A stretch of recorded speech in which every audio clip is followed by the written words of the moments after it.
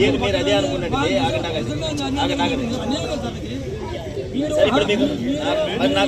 మమ్మల్ని కొట్టుల పక్షాన వచ్చారా? మాకు న్యాయం చేయడానికి వచ్చి ముందు చెప్పండి.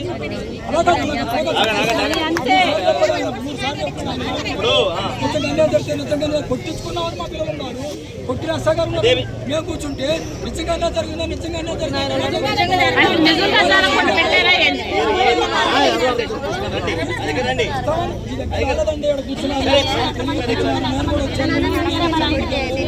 నిజంగా చెప్పండి. సాల్వ్ చేసే నిజంగా అన్యాయం జరిగిందా? నిజంగా అన్యాయం జరిగిందని కదా కూర్చుంది. ఇప్పుడు ధర్నా చేయడం తప్పండి.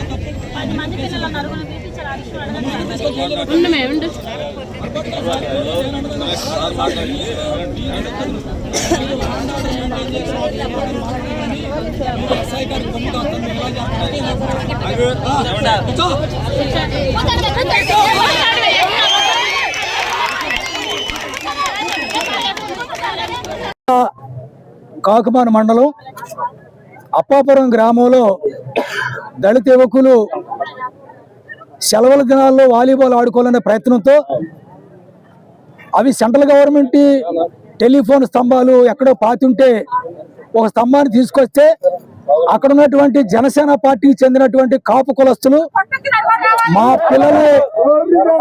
మా పిల్లల్ని అధికారం ఉందనేటువంటితో ఎస్ఐ కూడా ఆ సామాజిక వర్గం అవడంతో పిల్లలను తీసుకెళ్లి ఎస్ఐ గారు విచారణ చేయకుండా ఎలాంటి కంప్లైంట్ లేకుండా అరికాలు కోటింగ్ కొట్టి కులం పేరుతో దూషించి మాలా కొడకలారా మీకు ఎందుకంత అహంకారం అనేటువంటి భాషని ప్రయోగించినటువంటి ఎస్ఐని తక్షణం సస్పెండ్ చేయాలని, ఎవరైతే బాధితులు ఉన్నారో ఎవరైతే కంప్లైంట్ ఇచ్చారో మా పోల్ బీకెళ్ళారు మా స్తంభం తీసుకెళ్లారని వారి మీద కూడా SC/ST ప్రివెన్స్ యాక్ట్ పెట్టాలి. ఎందుకంటే వాళ్ళు కూడా దొంగలే. సెంట్రల్ గవర్నమెంట్ టెలిఫోన్ స్తంభం తీసుకొచ్చి వాళ్ళు ఇళ్ళ ముందు పెట్టుకున్నారు. ఆ స్తంభాన్ని వీళ్ళు వాలీబాల్ ఆడుకోవడం తెచ్చుకున్నారు.